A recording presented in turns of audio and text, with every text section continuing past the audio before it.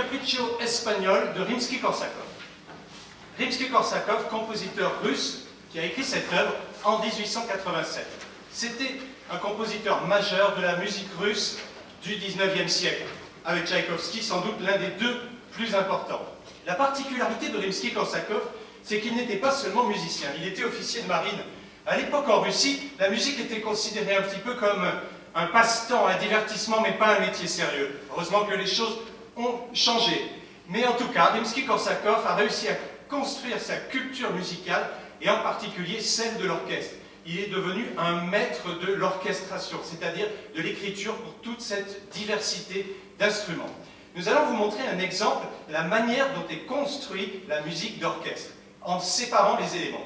Le premier élément, c'est un élément rythmique. Il est joué par les percussions. Écoutez.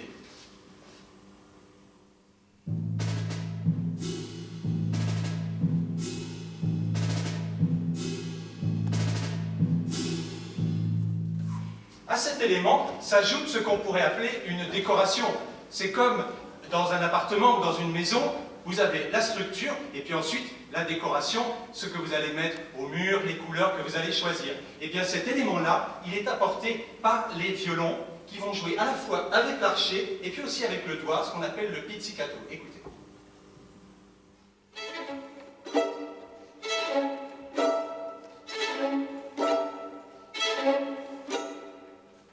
Enfin, il nous manque un troisième élément qui est le plus important, c'est la mélodie, c'est ce qui fait la chanson, ce qu'on va retenir.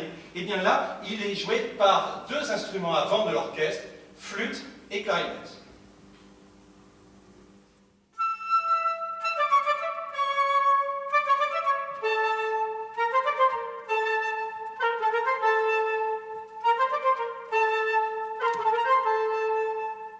Et bien maintenant, comme en cuisine, nous allons réunir ces trois éléments. Vous allez pouvoir écouter l'ensemble et distinguer chacun des trois éléments à l'intérieur du tout.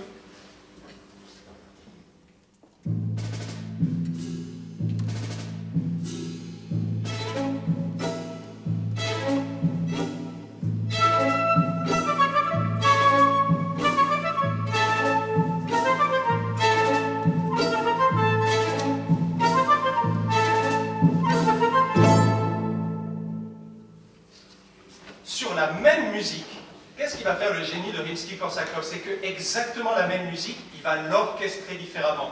Et bien comme si on voyait quelque chose qui arrive du lointain et qui est de plus en plus proche, nous allons avoir une orchestration de plus en plus grande. Alors passons maintenant à l'élément rythmique.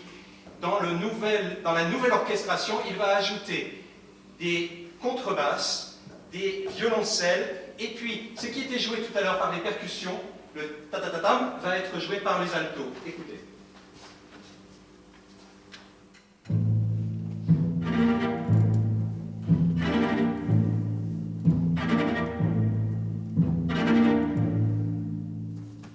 Et la décoration, qui va faire la décoration? Eh bien, nous avons les clarinettes, les bassons, les corps et la harpe.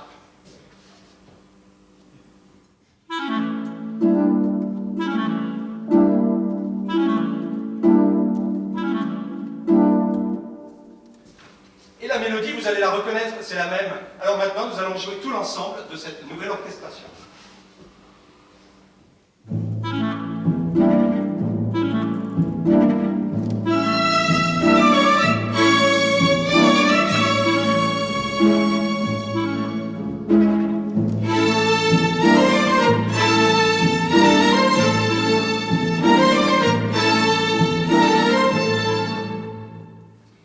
Et de plus en plus proche, si on peut dire, on va utiliser maintenant les instruments puissants de l'orchestre, les trombones, le tuba, toutes les percussions. Écoutez maintenant de plus en plus près le premier élément, l'élément rythmique.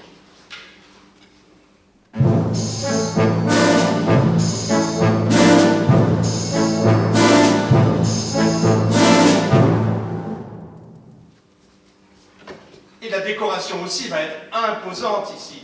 Tous les corps vont rentrer, les trompettes, toute la percussion et tous les vents. Écoutez.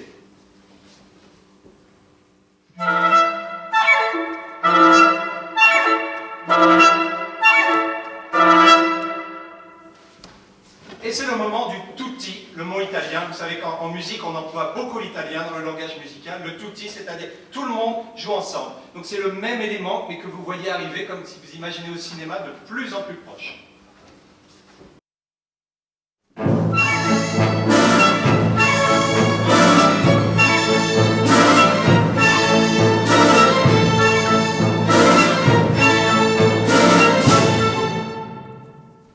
Voilà, c'était une petite illustration des talents d'orchestrateur de Rimsky-Korsakov. Mais pour composer un capriccio espagnol, il ne suffit pas d'être orchestrateur, il faut avoir une inspiration à partir de l'Espagne, naturellement. Et pourtant, Rimsky-Korsakov n'avait été en Espagne qu'une fois en bateau, et je crois qu'il n'avait même pas débarqué. Donc il ne connaissait pas véritablement l'Espagne, mais il le connaissait parce que c'était une Espagne imaginaire, et donc encore plus belle. Alors, la mélodie, c'est un caractère important de la musique espagnole. Vous allez écouter une mélodie qui est dans le mouvement lent de ce capriccio espagnol, qui est notamment joué par les violoncelles, qui sont des instruments qui chantent beaucoup, et ensuite tout l'orchestre reprendra, vous l'entendrez tout à l'heure, mais écoutez un extrait de cette mélodie espagnole, une mélodie qui est presque haletante, qui joue sur les demi-tons, qui joue sur les inflexions. Vous pouvez vraiment imaginer que vous vous projetez en Espagne.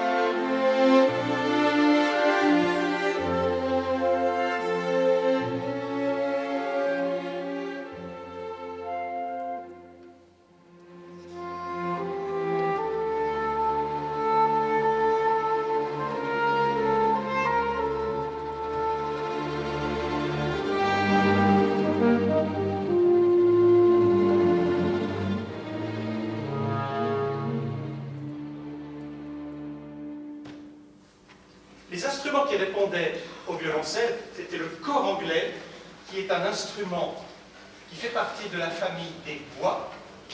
Vous savez que, à l'origine, c'est un cor anglais.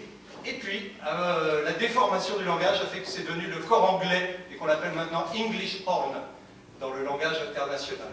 Et l'autre cor qui répondait, c'est le cor français, qui lui fait partie de la famille des cuivres. Vous l'avez entendu d'abord ouvert, et puis ensuite ce son très très mystérieux qui est bouché, que vous retrouverez tout à l'heure. Enfin, il y a dans cet accompagnement que vous venez d'entendre, une sorte de mouvement à 3 temps, qui est appuyé sur le premier temps, si vous voulez. 1, 2, 3, 1, 2, 3. C'est une danse bien connue chez nous, qui est la valse, n'est-ce pas? Mais que les Espagnols s'étaient appropriés.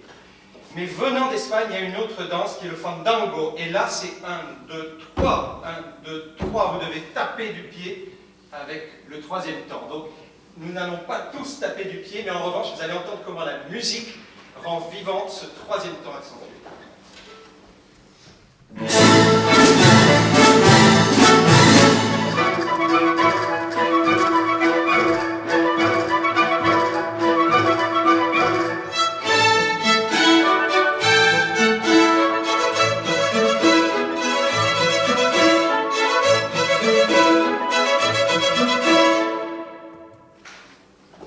Alors, une danse très rythmée, et déjà, c'est le caractère espagnol qui est présent.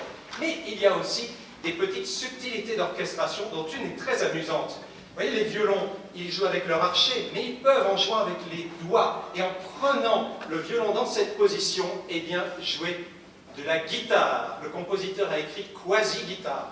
Écoutez.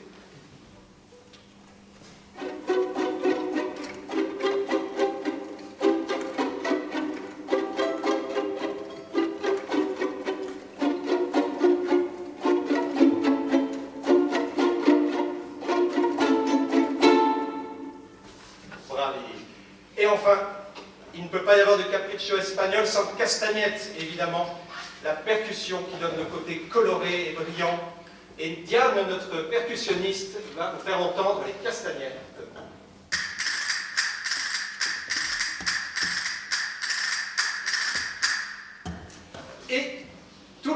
l'orchestre l'accompagne et joue avec elle.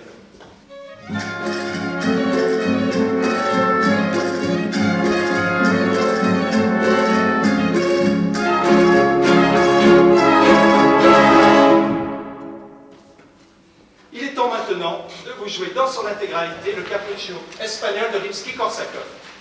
Une dernière chose à vous dire, c'est que le compositeur avait imaginé au départ composer une œuvre pour violon et orchestre. Et vous verrez que notre violon solo, Jan Orapiec, a une partie soliste importante et que d'autres musiciens de l'orchestre, musiciens et musiciennes, arc, flûte, clarinette, hautbois, corps anglais, ont des parties solistes et quasiment concertantes, c'est-à-dire un élément, un musicien ou une musicienne qui joue avec tout l'orchestre. Voilà, c'est une œuvre en 5 mouvements enchaînés, le capriccio espagnol de Rimsky-Korsakov.